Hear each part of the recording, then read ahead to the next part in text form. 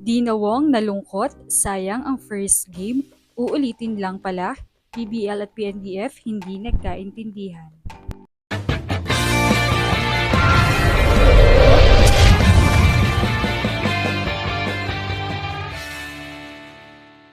What's up, Volleyball Nation? Welcome back to my YouTube channel. Narito ako para magbigay sa inyo ng updates tungkol sa mundo ng volleyball.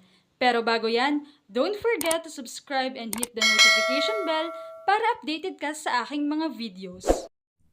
Kasi simula pa nga lamang ng PBL na pinakihintay ng marami, subalit lumikha na agad ito ng ingay hindi lamang dahil sa debut ni Bella Belen at ang big comeback ni Kat Tolentino, kundi ang pagpigil sa mga imports na makapaglaro dahil hindi pa sila cleared na makapaglaro sa first game ng PBL Reinforced Conference. Ito ay dahil umano sa delayed na pagpirma ng PNBF para sa International Transfer Certificate. Dahil nga dito ay nanatili sa sidelines ang mga import na mga koponan na naglaro para sa first game, bagay na hindi nagustuhan ng mga fans. Sa kabila ng maagap na pagsusumite ng lahat ng dokumento at pirma, nanatiling nakabinbin ang pag-aproba ng PNBF. Hindi pinapayagan ng PBL ang paglalaro ng walang ITC dahil maaaring humantong ito sa parusa mula sa FIBB. Maingat nilang itinakdang schedule upang hindi maapektuhan ang pagsali ng Alas Pilipinas sa SEA Games. Pinahahalagahan ng liga ang pagsunod sa international na patakaran at proteksyon sa mga atleta kaya't hinihiling nila sa PNBF na pabilisin ang proseso.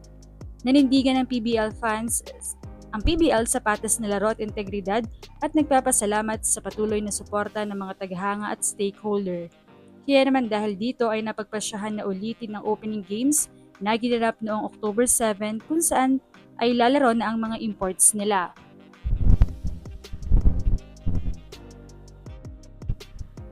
Bagaman paborito para sa mga teams na natalo noong October 7, ay mukhang unfair naman ito para sa mga nanalo at all-out ang ibinigay na performance para makasilat agad ng panalo sa opening pa lamang ng PBL. Kaya naman umani ito ng maraming komento mula sa mga fans. So yung triple-double performance ni Bella Belen in her debut game stats ni Alyssa Eroa against Akari, strong comeback ni game ni Katol, and yung pagod na lang mismo sa tickets at ng mga taong nanood ay ganoon na lang mababaliwala.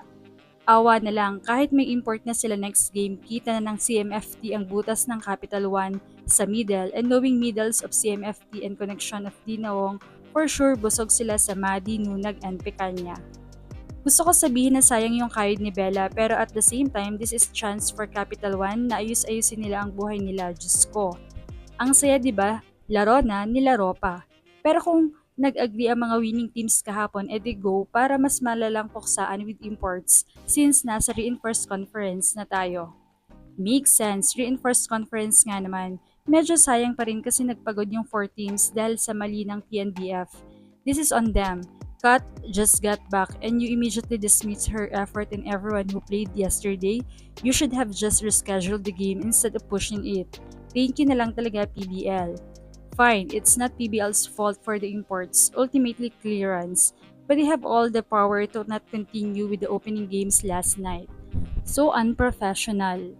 Now they are rescheduling after exhausting people kagabi? Crazy. Be professional naman. Samantala, hindi rin maiwasan na malungkot ng mismong player lalo na si Dina na all out ang pinakitang performance.